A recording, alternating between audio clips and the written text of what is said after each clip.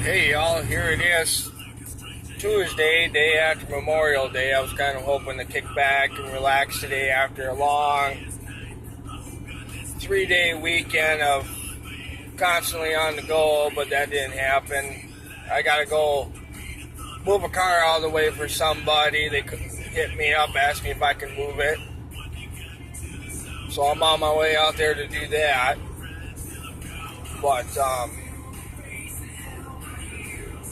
last few days, boy, have I discovered how many fake people that claim to be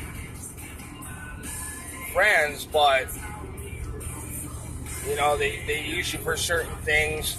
Like, for an example, I had an ordeal over the weekend where I found out that somebody who I thought was my friend was just using me because they knew I dropped what I was doing to go lend them a hand when they needed it. Just me being a nice guy, being the type of person who I am. But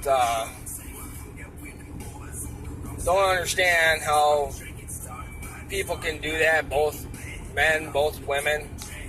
There's a lot of guys out there that just use women to get shit out of them. There's a lot of guys out there that do the same exact thing. But it's besides the point, with friends like that, who needs enemies? So, other than that, I'm going to try to get all my muddy laundry done today. I still haven't washed it from Mudfest, and the outside of my truck's still pretty dirty, but it's raining up here, and a lot of it's washing off now. So that's not a big deal.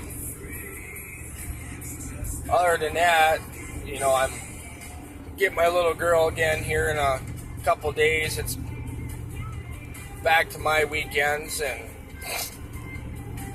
first thing she asked me is, "Daddy, can we go back to Mudfest?" And I said, "No, honey, that only happens, twice a year there in Hillman." And she got all upset, so I'm going to do some research, ask around, see if anybody knows of any close by mud holes we can go in and have some fun and hopefully not get stuck. Because if I get stuck, I don't got no come along winches or anything like that. So it'd be me making some phone calls saying, "All right, I need to get out." But been having some issues going on. Starting to get sick, and I got asthma and all that, and so I gotta watch what I'm doing. The weather changing the way it does here, it doesn't really help it. And allergies have been getting really bad. Those get me down for quite a while until my medicated nasal spray starts working. Half the time I forget to take it because I forget I have it. But I just want to say to all my real friends who have stuck by me all these years, I highly respect you. You guys know that I'll take my shirt off my back for you, and you guys have always been there for me when I'm down.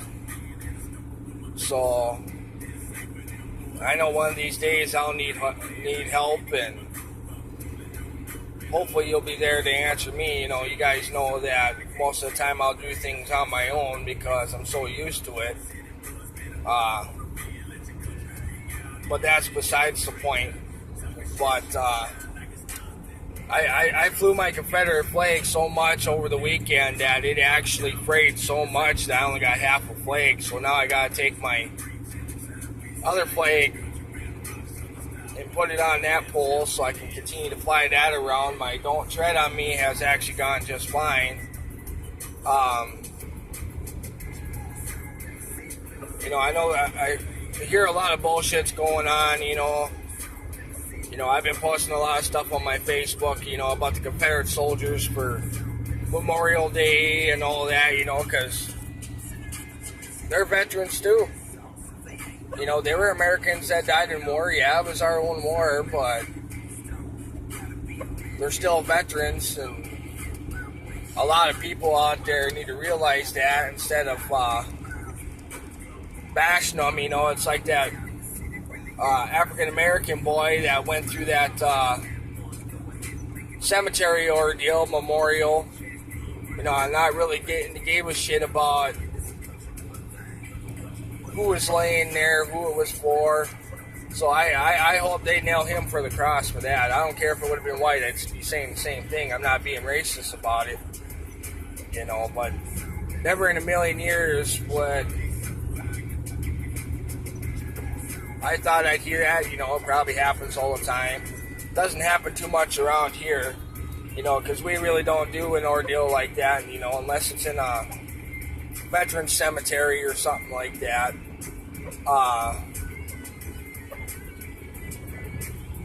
But over the weekend, both me and a couple other friends, you know, we were flying our flags. You know, we got flicked off.